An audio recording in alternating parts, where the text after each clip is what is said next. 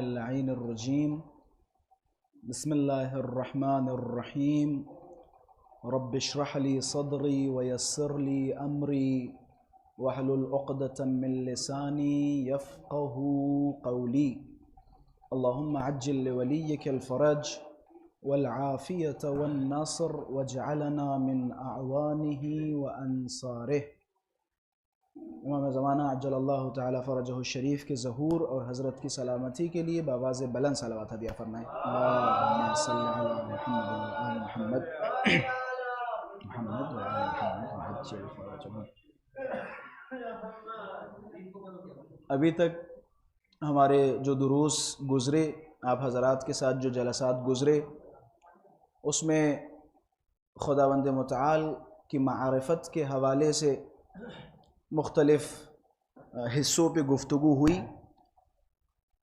موضوعات توحید پر بہت زیادہ ہیں اور میرے خیال سے ہر ایک موضوع تفصیلات طلب کرتا ہے۔ اگر خود آپ باب حدوث عالم پہ گفتگو کریں کہ جناب والا یہ عالم حادث ہے، اس کا کوئی خالق ہے، اگر اسی باب میں گفتگو کریں تو سوالات بہت زیادہ آپ کے ذہن میں پیدا ہوں گے اور ان کے جوابات بھی ماشاءاللہ سے بہت زیادہ ہوں گے۔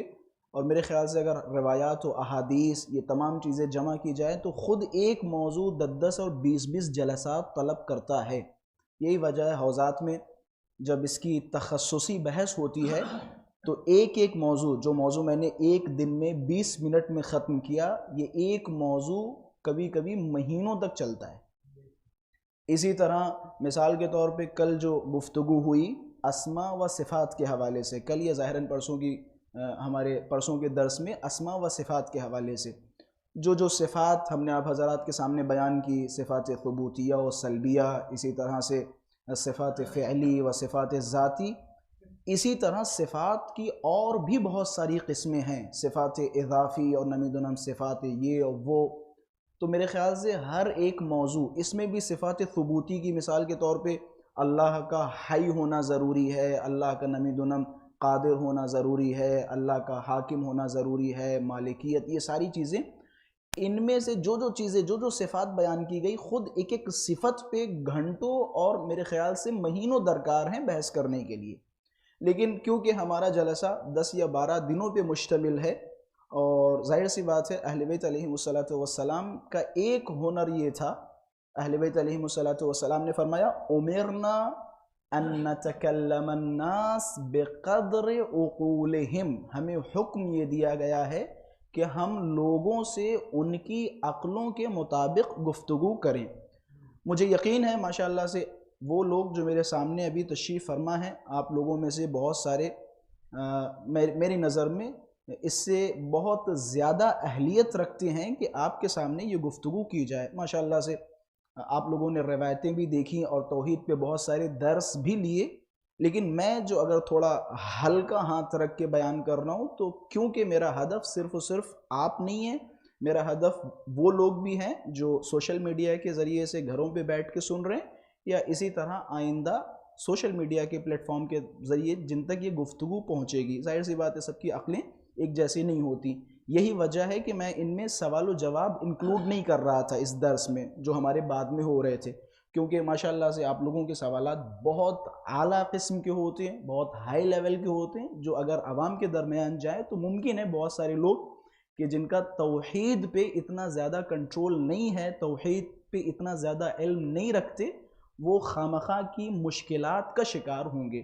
تو اس وجہ سے میں بہت ساری چیزوں کو اوائڈ کر رہا ہوں، کوشش کر رہا ہوں، اور میں نے میرے خیال سے مجلسوں میں ہی بیان کیا تھا، ایک اچھے خطیب کی نشانی، ایک اچھا خطیب تب اچھا خطیب بنتا ہے جب وہ کسی 1 گھنٹے یا 1.5 گھنٹے کے میٹر کو 40 منٹ میں سمیٹنے کی صلاحیت رکھتا ہو، اور یہ میرے لیے بڑا سخت ہے، میرے لیے سب سے زیادہ جو مرحلہ سختی کا ہے وہ یہ ہے کہ میں کنفیوز ہوتا ہوں کہ کون سی چیز بیان کروں آپ کے سامنے توحید کے حوالے سے، کیونکہ خود سے بھی ڈر لگتا ہے کہ کہیں ایسا نہ ہو کہ بعض چیزیں میں اچھی طرح سے ایکسپلین نہ کر سکوں یا بعض چیزیں آپ حضرات تک صحیح طریقے سے پہنچا نہ پاؤں، تو لہٰذا میری کوشش یہ ہے کہ ہلکی چیزیں آپ حضرات کے سامنے رکھوں تاکہ ایک کلی جو ایک جامع ہمارے لیے قابل استفادہ بحث ہو وہ ہم تک پہنچے۔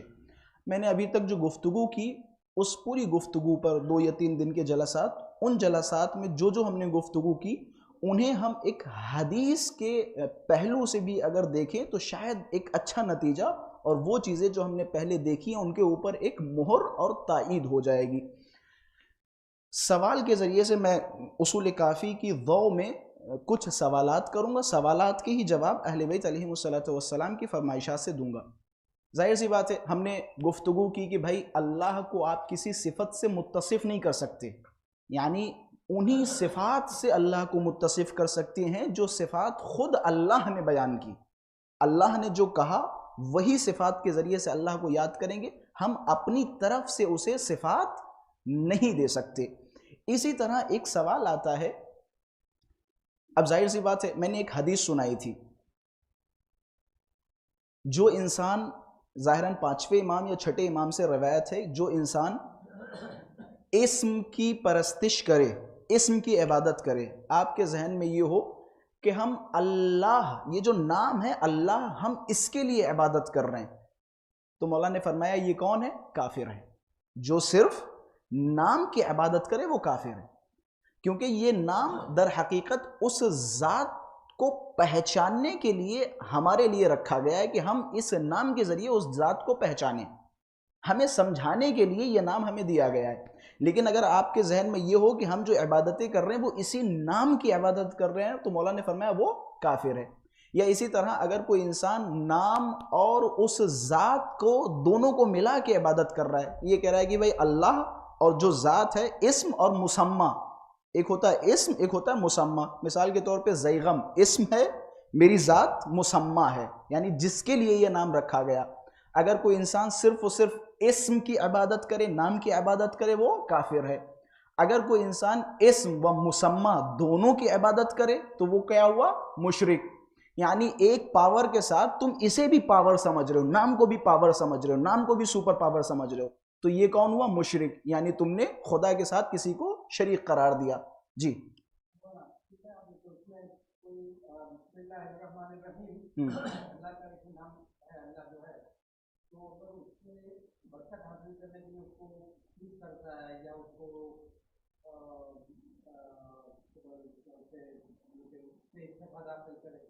جی بے شک، وہ تو چیز میں نے واضح کی۔ آپ یہ کہہ رہے ہیں بسم اللہ الرحمن الرحیم، بے شک اللہ کے نام سے مراد ہمارے ذہن میں وہ ذات ہی ہے، ذات ہی ہے، وہ ذات ہی ہے۔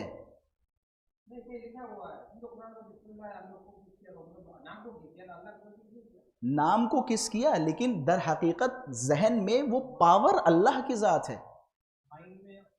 کیونکہ ظاہر سی بات، اچھا یہ ایزی کہاں ہوتا؟ ایزی تب ہوتا آپ یہ کیوں بحث کی جا رہی ہے؟ کیونکہ مثال کے طور پہ جب ہمارے درمیان نام ہوتا ہے تو ہم مسمى تک ایزیلی پہنچ جائیں گے۔ آپ کے سامنے نام لیا گیا زیغم، تو جب آپ کے سامنے زیغم نام لیا جائے گا تو آپ کے ذہن میں آنکھ بند ہوگی تو زیغم کی ایک تصویر دماغ میں آ جائے گی، ٹھیک ہے؟ اللہ کے ساتھ تو ایسا ہے نہیں، اللہ کے ساتھ تو ایسا ہے نہیں، اسی لیے کہا گیا جب اللہ کے ساتھ ایسا نہیں ہوگا تو ہو سکتا ہے لوگ کنفیوز ہوں کہ بھئی اللہ کی تصویر تو آ نہیں سکتی، تو لہٰذا نام پہ ان کا فوکس نہ ہو۔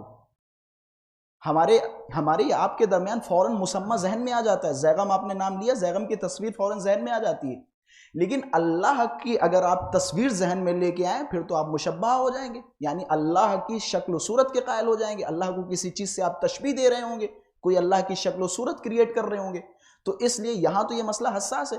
تو اس جگہ پہ ممکن ہے بہت سارے پرابلمز کریٹ ہوں، لوگ یہ سوچیں کہ بھائی اللہ کو تو سوچ نہیں سکتے، اسی نام پہ فوکس کریں، اسی نام کی عبادت ہو رہی، اسی لیے اہل بیت علیہم الصلوۃ والسلام نے فرمایا اگرچہ آپ صورت و شکل و صورت کچھ نہیں لا سکتے، لیکن ذہن میں یہ رکھیں کہ یہ اس ذات کا نام ہے، ذات کے جس کے نام سے ہم شروع کر رہے ہیں در حقیقت اس ذات سے شروع کر رہے ہیں، نام سے نہیں ذات سے شروع کر رہے ہیں، تو ہمارا قصد، ہمارا ارادہ اس کی ذات سے ہے۔ اہل بیت علیہم الصلوۃ والسلام نے کیا فرمایا؟ جو صرف و صرف اسم کی پرستش کرے، نام کی پرستش کرے وہ کافر ہے، جو اسم و مسمى دونوں کی پرستش کرے، دونوں کی عبادت کرے وہ مشرک ہے۔ یہاں گویا وہ اللہ کا شریک قرار دے رہا ہے۔ اسی طرح جو نام کے ساتھ ساتھ اسم کی پرستش کرے، اسم کے ساتھ ساتھ مسمہ کی پرستش کرے، وہ مشرک ہے۔ لیکن جو نام کو ذہن میں رکھتے ہوئے، نام کو زبان سے جاری کرتے ہوئے، مسمہ کو ذہن میں رکھتے ہوئے، ذات الہی کو ذہن میں رکھتے ہوئے عبادت کرے، وہ موحد ہے، وہ موحد ہے۔ یعنی نام ایک وسیلہ، ایک ذریعہ ہے، نام ایک وسیلہ، ایک ذریعہ ہے، وگرنہ حقیقت عبادت کس کے لیے ہے؟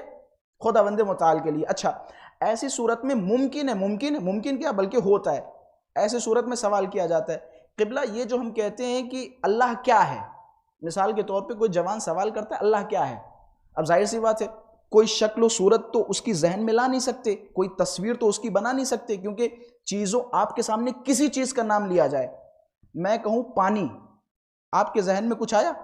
فوراً آ گیا، وہ گلاس میں گرتا ہوا، وہ بہتا ہوا، آپ کے ذہن میں، حتیٰ میں کہہ دوں مولا علی، ایک تصویر آپ کے ذہن میں آ جائے گی، مولا علی، آپ سے کہہ دوں میں خیبر مولا نے اکھاڑا، تو آپ کے ذہن میں کچھ نہ کچھ آیا ہوگا کہ کس طرح سے، لیکن ذات خدا کے ساتھ تو ایسا نہیں ہو سکتا ہے، ایسا کرنا کفر ہے۔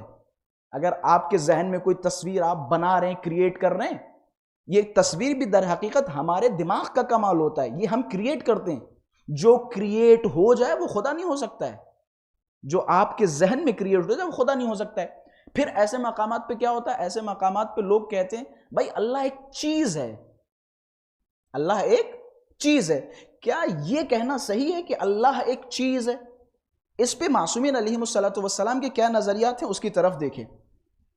محمد بن یعقوب عن علی ابن ابراہیم عن محمد ابن عیسیٰ عن عبد الرحمن بن ابی نجران قال سمعت ابا جعفر، یہ عبد الرحمن ابن ابی نجران کہتے میں نے چھٹے امام سے سنا، عن التوحید، توحید کے بارے میں، فقلت اتوہم شیئا، کیا ہم اللہ کو ایک چیز کے عنوان سے توہم کر سکتے ہیں کہ اللہ ایک چیز ہے، اس کو اپنے وہم و گمان میں لا سکتے ہیں؟ امام کا جواب دیکھیں، میں اس کی وضاحت کروں گا۔ فقال نعم غیر معقول ولا محدود فما وقع وہمک علیہ من شیء فہو خلافہ، کہ جو کچھ، کیونکہ اللہ ذہن میں آ نہیں سکتا، لہٰذا جو کچھ تمہارے ذہن میں آئے گا اللہ اس کے خلاف ہے، یعنی جو کچھ تمہارے ذہن میں آ جائے وہ اللہ ہو نہیں سکتا، کیونکہ آپ نے اپنے دماغ کے ذریعے کریٹ کیا ہے، یا آپ نے اپنے دماغ میں اسے محدود کیا ہے۔ جو آپ کے دماغ میں محدود ہو جائے یا جو آپ کے دماغ کے ذریعے کریٹ ہوا ہو وہ اللہ نہیں ہو سکتا ہے، وہ تو ایک طریقے کی آپ محتاج چیزوں کا یہ کام ہوتا ہے، محتاج جو ہوتے ہیں وہ آپ کے دماغ میں آ سکتے ہیں، اللہ محتاج نہیں ہے۔ حضرت کا جواب، یہاں سے حضرت سے سوال کیا گیا، فہو خلاف لا یشبہہ شیء ولا تدرکہ الاوہام، کیونکہ اللہ سے کوئی چیز ملتی جلتی نہیں ہے۔ آپ کہیں، آپ دماغ میں جو کچھ لا رہے ہیں در حقیقت آپ، ٹھیک ہے آپ بھی مان رہے ہیں کہ یہ جو دماغ میں میرے آ رہا ہے یہ اللہ نہیں ہے، لیکن ہو سکتا ہے اللہ ایسا ہو، اللہ ایسا ہو، تو اس صورت میں کیا ہو گیا؟ گویا ایسا ہو، آپ نے اللہ کو کسی کی شبیہ بنا دیا۔ لیس کمثلہ شیء، اللہ جیسی تو کوئی چیز نہیں ہے۔ ولا تدرکہ الاوہام، یہ جو ہمارے وہم و گمان ہے، اللہ کو وہم و گمان درک نہیں کر سکتے۔ آپ اپنے وہم کے ذریعے، گمان کے ذریعے سے جو چیزیں لا رہے ہیں، کیونکہ وہم و گمان میں اللہ نہیں آ سکتا ہے تمہارے۔ کیف تدرکہ الاوہام وہو خلاف ما یعقل وخلاف ما یتصور فی الاوہام انما یتوہم شیء غیر معقول ولا محدود۔ خیر، یہ روایت، یہاں سے شاہد مثال جس روایت کو میں پیش کرنے جا رہا تھا، یہ روایت ہے محمد بن ابی عبداللہ سے۔ سئل ابو جعفر الثانی، حضرت سے پوچھا گیا یجوز ان یقال انہ شیء، کیا جائز ہے ہم یہ کہیں کہ اللہ کوئی شے ہے؟ قال نعم یخرجہ من الحدین، کہ جائز ہے کہ آپ اللہ کو شے کہہ سکتے ہیں، لیکن اس کی شرط ہے۔ کس صورت میں آپ اللہ کو شے کہہ سکتے ہیں؟ دو حدوں سے خارج کرو، ایک حد تعطیل ہے اور دوسری حد تشبیہ۔ حد تعطیل یعنی کیا؟ حد تعطیل یعنی کوئی چیز نہیں ہے، یہ کہ آپ کہیں کہ بھائی اللہ واللہ نہیں ہے، اللہ واللہ نہیں ہے، ایک تو اس حد سے خارج کرو، دوسری حد تشبیہ سے خارج کرو۔ یعنی جب آپ کے دماغ میں یہ آئے گا، آپ جب کہیں گے کہ اللہ شیء ہے، تو اس شے جیسی کوئی شے اپنے دماغ میں نہ لاؤ، یعنی اللہ کو کسی تصویری شکل میں، یا مثال کے طور پہ یہ بعض اوقات ہوتا ہے کہ اللہ, جیسے اہل تسنن کے یہاں روایت ہے کہ روز قیامت جب جہنم نہیں بھرے گا تو اللہ اپنا پیر جہنم میں ڈالے گا اور جہنم بھر جائے گا. جب جہنم کہے گا حل من مزید حل من مزید حل من مزید، پھر اللہ اپنا پیر ڈالے گا. یہی روایت سننے کے بعد ذہن میں کیا تصور آتا ہے؟ مطلب ذہن میں عجیب عجیب سے خیالات ہوں گے. اللہ کا پیر کتنا بڑا ہوگا، مثال کے طور پہ بھائی جہنم میں اللہ پیر ڈالے گا، جہنم کتنا بڑا ہوگا. اب بھائی ظاہر سی بات ہے، انسان فطرتاً توہمات انسان کے اندر بہت زیادہ پائے جاتے ہیں. ہر طرح کا توہم کر سکتا ہے انسان، ہر طرح کا. اب ایک شکل لے کے آئیں گے اللہ کا ایسا پیر ہوگا، اللہ کا اتنا بڑا پیر ہوگا. تو حضرت نے فرمایا دو چیزوں سے خالی کرو پھر آپ شے کہہ سکتے ہو. تعطیل یعنی شے، بعض اوقات ہوتا ہے یہ نہ کہو کہ ایک منٹ یہ میں کمپلیٹ کر لوں پھر آپ کا اشکال لیتا ہوں. یہ مت کہو کہ شے ہے ایسی شے جو ہے ہی نہیں. مثال کے طور پہ ایک چیز ہے لیکن اللہ واللہ کچھ نہیں، ایک چیز ہے. دوسری کیا تھی؟ حد تشبیہ، یعنی چیز جب تم کہہ رہے ہو تو اس وقت دماغ میں کوئی اس جیسی شے یا کوئی چیز دماغ میں نہ آئے. اس صورت میں کہہ سکتے ہیں بسم اللہ. چیز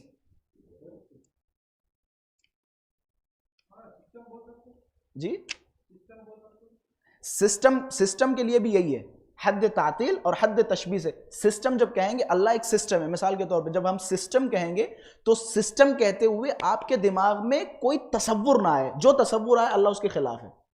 سسٹم کہتے ہوئے میں نے مثال کے طور پہ کہا انڈین گورنمنٹ کا سسٹم.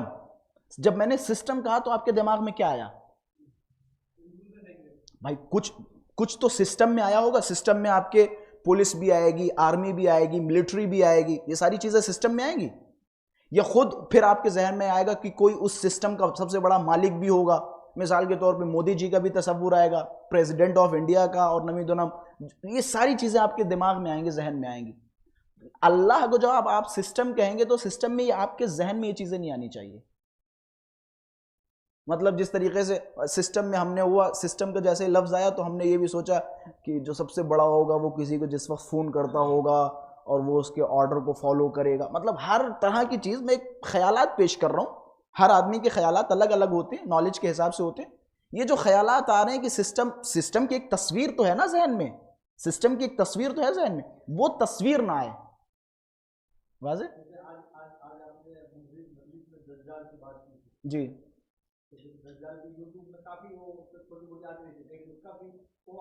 کسی نے دیکھا نہیں، لیکن سب باقاعدہ مجھے کوئی بتا رہا تھا کہ ڈالر پہ باقاعدہ اس کا ایک سائن بھی ہے. مجھے آج ہی کسی نے بتایا مجھے. خیر یہ ایک سوال تھا کہ کیا اللہ کو شے کہہ سکتے ہیں، اس کے بارے میں روایات آپ حضرات کے سامنے.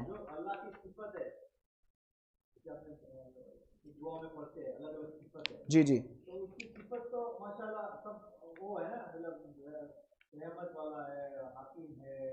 جی جی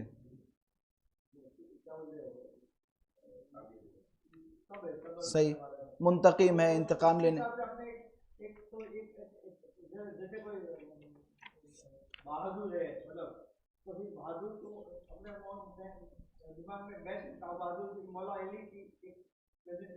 ہاں صحیح صحیح صحیح. آپ کا سوال میں ایکسپلین کروں آپ کا سوال. شاید آپ یہ کہنا چاہ رہے ہیں کہ جس طرح سے جیسے ہی ہم نے کہا کہ مولا علی بہادر ہیں تو بہادر کا ایک تصویر ہمارے دماغ میں آ گئی. اسی طرح جب ہم اللہ کے لیے بہادر کہیں گے یا پاورفل کہیں گے تو ہمارے دماغ میں کیا ممکن ہے ایسی تصویر آئے؟ یہی سوال نا. اللہ کے لیے جب ہم بہادری کا لفظ کہیں گے تو اس کا مطلب یہ نہیں کہ پہلوان ہوگا، خوب باڈی شاڈی ہوگی. مثال کے طور پر فار ایگزامپل، کیونکہ مثالیں تو دے سکتا ہوں سمجھانے کے لیے، وگرنہ اس طرح کی اللہ کے بارے میں گفتگو کرنا بھی غلط ہے، معیوب ہے. لیکن میں فار ایگزامپل سمجھانے کے لیے کہہ رہا ہوں. جب بھی ہم کہتے ہیں اللہ بہادر ہے یا طاقتور ہے، طاقتور سے مراد اس کی قدرت ہے. قادر علی کل شیء وفوق کل شیء، ہر چیز پہ اس کا تسلط ہے، ہر چیز پہ وہ قادر ہے. یہاں جب بہادری کا ہم معنی اللہ کے لیے اس کی قدرت، اس کا پاور لیتے ہیں. ٹھیک ہے. اچھا صفات کی بات آئی تھی، ہم نے صفات بیان کی تھی. اور بھی بہت ساری چیزیں ہیں جو میرے خیال سے، جیسے اللہ کی کیفیت، یہ بھی رضا بھائی میرے خیال سے یہ بھی بہت ضروری ہے. ہم نے اس دن بھی گفتگو کی تھی اللہ کے بارے میں. آپ نے شاید آپ میں سے کسی نے یہ کہا تھا کہ بھائی زیادہ ڈیپ گفتگو نہ کریں. ایسا نہیں ہے.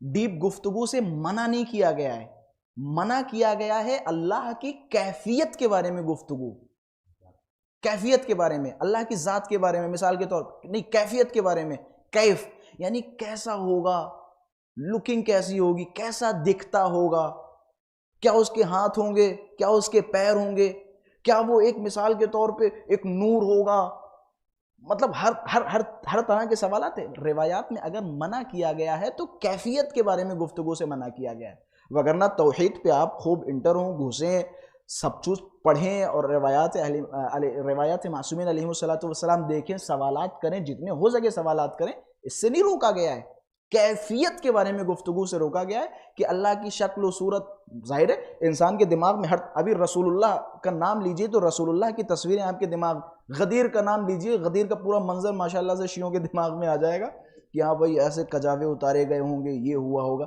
ایک شکل آ جاتی ہے۔ اس طرح کی گفتگو یا سوال و جواب اللہ کے بارے میں نہ کرو، ورنہ گمراہ ہو جاؤ گے۔ یار کچھ تو ہوگا، کچھ تو ہوگا، کچھ تو ہوگا، مطلب کچھ تو ہوگا، ایک ذہنی توہم کہے گا، اس چیز سے منع کیا گیا ہے۔ اس چیز پہ بہت ساری روایتیں، میں ایک دو روایتیں بیان کر دوں۔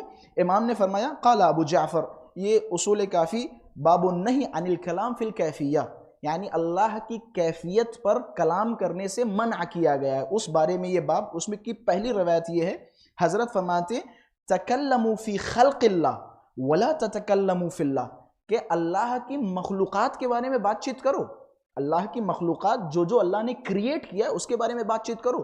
آپ آنکھ کی کیفیت کے بارے میں بات کرو، یار آنکھ کیسے پیدا ہوئی ہوگی، مطلب کیا اسی آنکھ میں نے سنا ہے کہ نمیدن میں 1000 نسیں ہیں، یہ دماغ کیسے، اس برین میں کتنی نسیں ہیں، کیسے اللہ نے بنایا، ان تمام چیزوں کے بارے میں بحث کرو، گفتگو کرو، سوال کرو، لیکن خود ذات الہی کے بارے میں سوال نہ کرو، ذات الہی کے بارے میں زیادہ ڈیپلی نہ سوچو، زیادہ ڈیپلی سوال و جواب، زیادہ ڈیپ میں نہ جاؤ۔ تکلموا فی خلق اللہ ولا تتکلموا فی اللہ فإن الکلام فی اللہ لا یزداد صاحبہ الا تحیرا، کہ کیونکہ اللہ کی ذات میں زیادہ گھسنے سے انسان کے لیے تحیر کے سوا کچھ نہیں ہے۔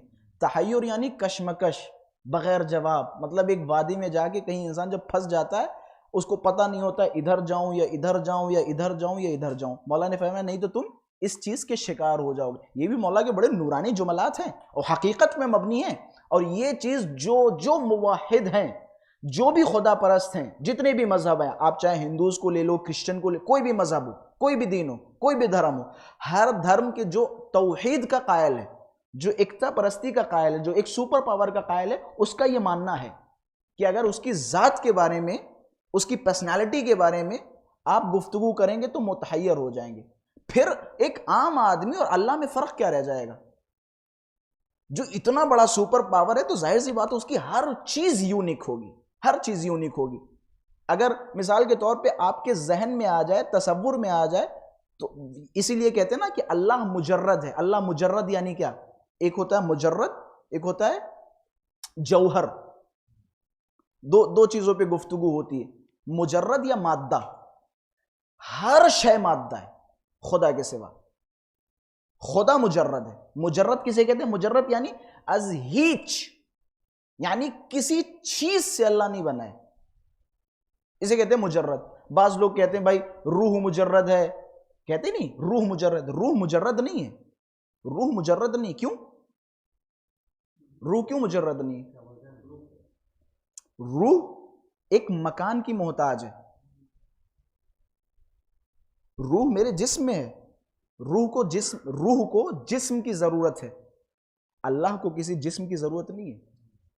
روح قبض کی جاتی ہے، مثال کے طور پہ حضرت اسرائیل روح قبض کرتے ہیں، آپ کی روح قبر میں جائے گی، آپ کی روح قیامت میں جائے گی، حشر میں جائے گی، ادھر جائے گی، ادھر جائے گی۔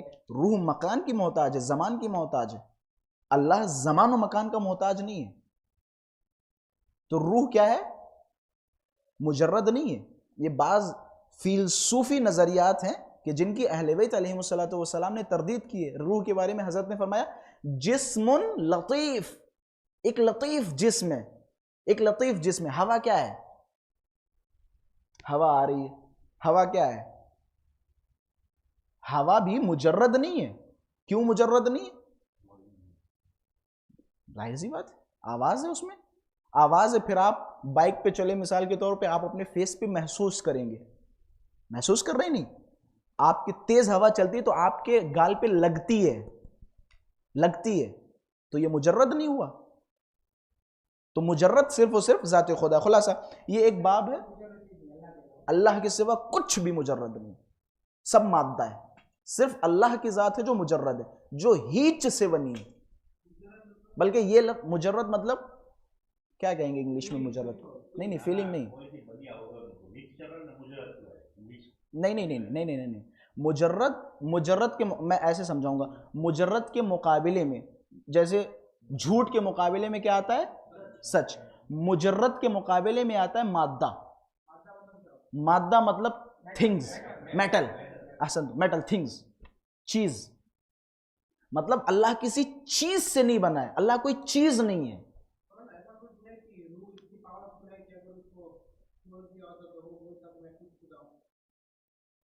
اسی نظریے سے آپ کہہ سکتے ہیں، مطلب یہ ایک بتایا گیا ہے، پاورفل نہیں، یہ ایک بتایا گیا ہے حقیقت روح. کیونکہ روح جو ہے کہیں نہ کہیں جسم لطیف ہے، جسم لطیف ہے. مولا نے کیا فرمایا؟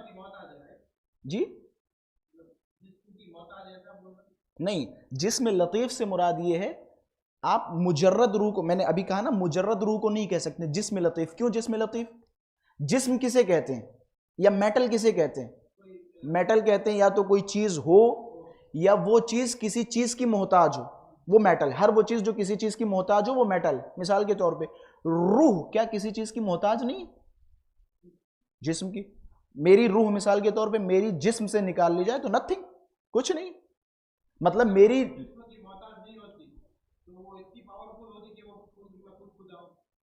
ہوتے کیسے؟ روح کو خود خدا نے پیدا کیا، ھذا من امر ربی.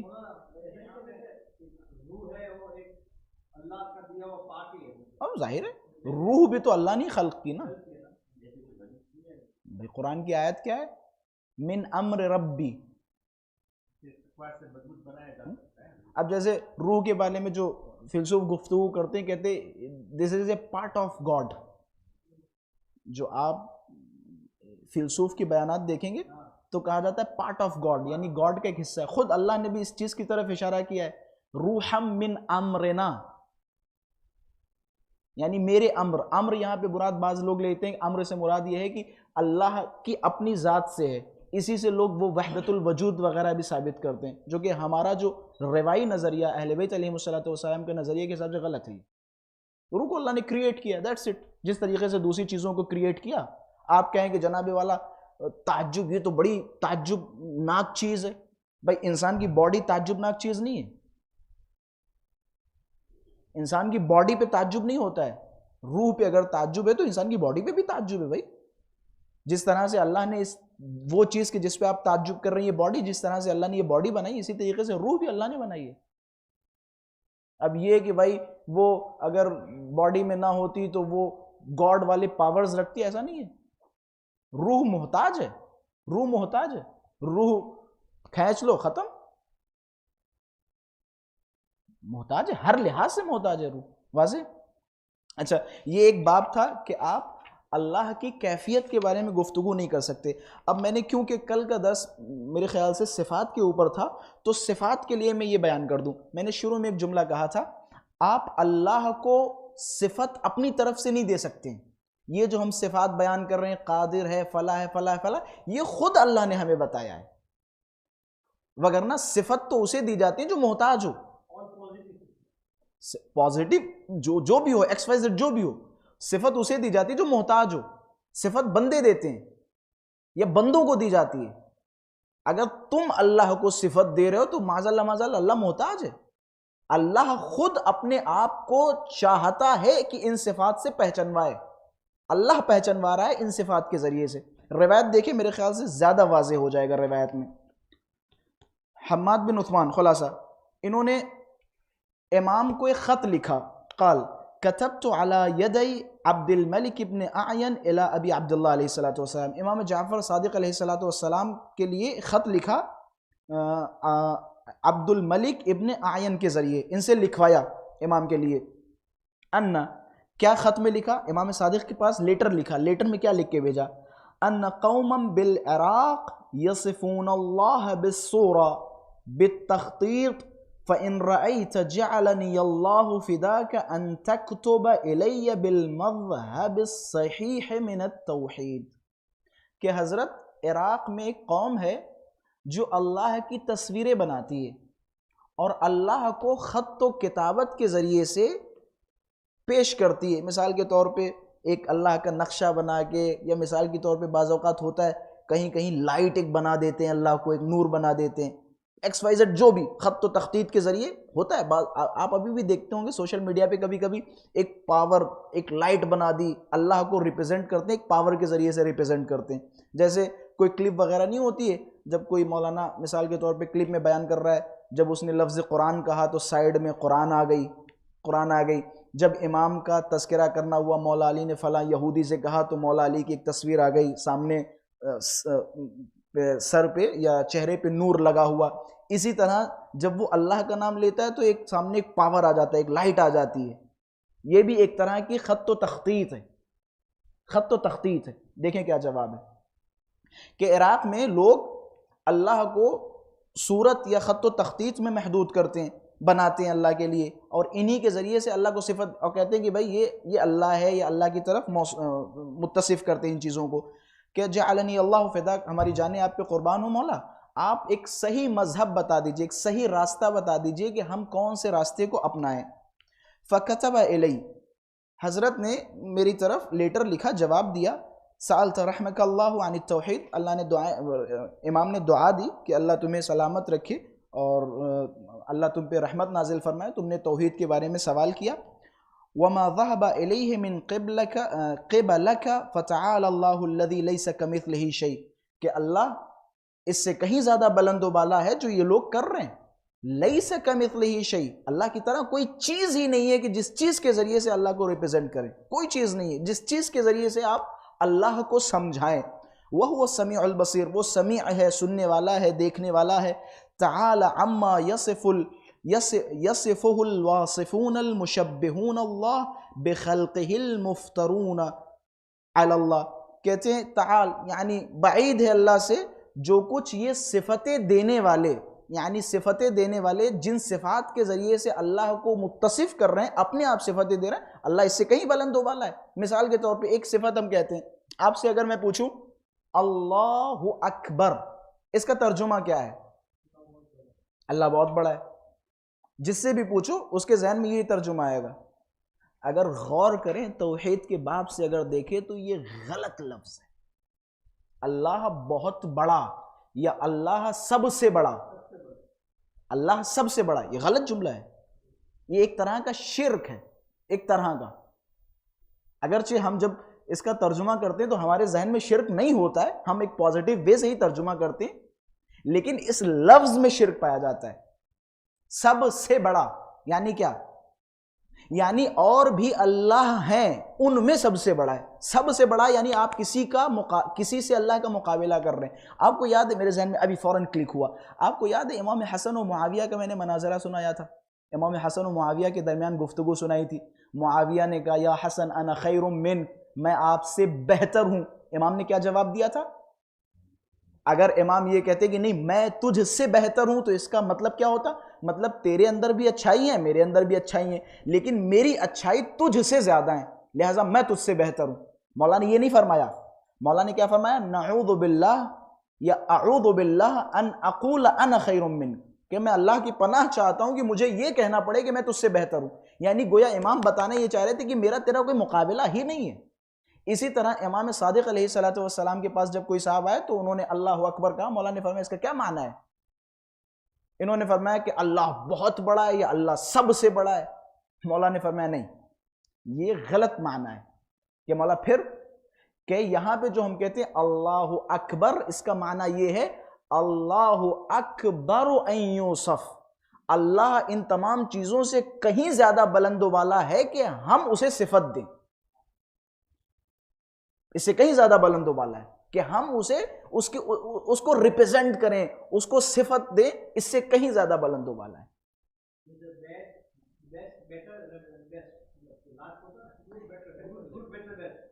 آپ کچھ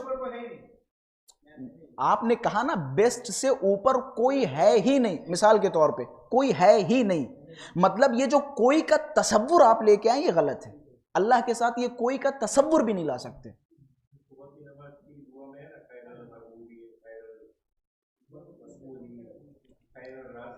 جی